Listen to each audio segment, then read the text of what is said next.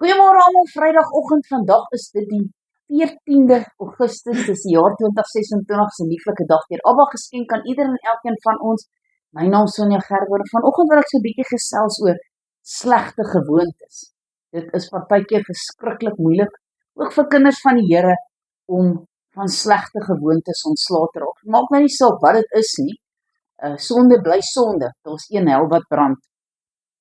So, as ons 'n sensitiewe gewete het, dan is dit vir ons belangrik dat ons sal onthou dat die ou mens nie heeltemal ontslae raak van sy slegte gewoontes nie.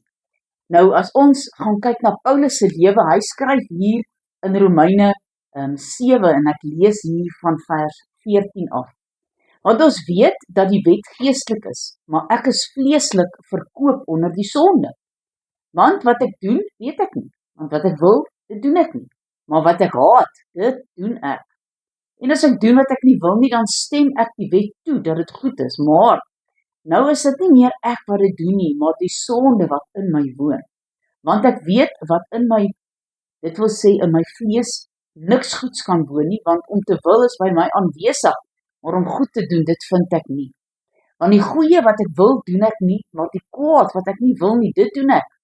Maar as ek doen wat ek nie wil nie, dan doen ek dit nie meer nie, maar die sonde wat in my woon. Ek vind dus hierdie wet.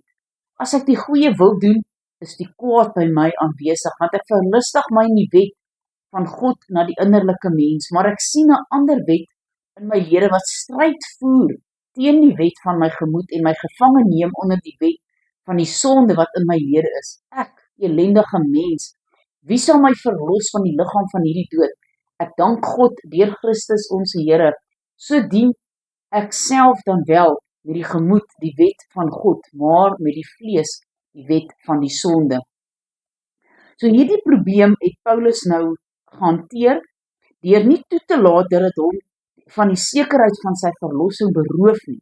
Want wat in Romeine hoofstuk 8 vers 16 en 17 verklaar hy, dat die gees van God met sy gees getuig dat hy 'n kind van God is. Verder het hy geweier om die verantwoordelikheid vir die kwaad wat hy doen te aanvaar deur te sê, maar as ek doen wat ek nie wil nie, dan doen ek dit nie meer nie, maar die sonde wat in my woon. Die sonde kom dus nie op ons rekening as ons dit teen ons wil doen nie, dit kom op die rekening van die ou mens wat in ons lede woon, maar dan het Paulus hom dan ook nie daaraan oorgegee nie, dit aanvaar asof dit maar so moet bly, dat die ou mens langer van hom misbruik moet maak nie. Hy het homself dus nie aan imperfectionisme oorgegee nie, maar hy het gebid en gesê, ek elendige mens, wie sal my verlos van die liggaam van hierdie dood? En dan antwoord hy onmiddellik en hy sê, ek dank God, deur Jesus Christus ons Here. So hy weet dat net die Here Jesus Christus kan ons verlos van hierdie sondige natuur wat ons het.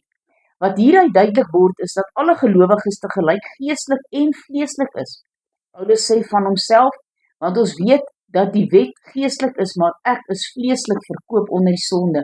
Daarom skryf hy ook aan die Galileërs en hy sê, dat die vlees teen die gees begeer en die gees teen die vlees. En hy praat van verskillende werke van die vlees wat in die mens tot uiting kom. Nou beveel hy en hy sê, so moet julle ook reken dat julle wel vir die sonde dan nou dood is. Om dood te wees beteken dat dit nie onderdruk of daarteen gestry kan word nie, maar as ware te ignoreer. Maar dan voltooi hy ook die sin deur te sê, maar lewend is ons vir God in Christus Jesus ons Here. Dit onderstreep wat hy in Romeine 8:13 vir ons leer.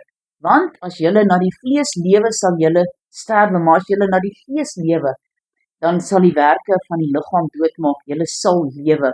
Hy leer dus dat die gees wat in ons is, die werke van die vlees bevry. En terwyl ons dan almal met 'n onbedekte gesig, soos in 'n spieël die heerlikheid van die Here aanskou, word ons ook van gedaante verander na dieselfde beeld, van heerlikheid tot heerlikheid as deur die Here Jesus Christus, die wat die Gees is. Dit beteken om die wedloop te voltooi met die oë gefestig die hele tyd op die Here Jesus Christus. Onthou, Openbaring 17 sê, hy is die koning van die koning en die Here van die Here. Hy is ons oorwinnaar, hy oorwin altyd. Hy verloor nooit nie, amen. Onder die heerlikheid van die Here moet ons ook verstaan word, dat die volle rykdom wat ons in hom deelagtig geword het, Geseënd is die God en die Vader van ons Here Jesus Christus, wat ons geseën het met alle geestelike seëninge, want in hom woon al die volheid van die goddelike liggaam, en julle het die volheid van hom.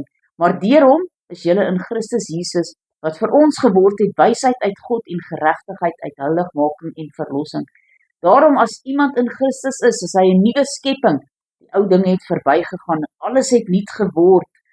Wie dit besef, aanskou die heerlikheid van die Here soos in 'n blink gevryfde koper en word na dieselfde beeld verander, van heerlikheid tot heerlikheid. Kom ons bid saam.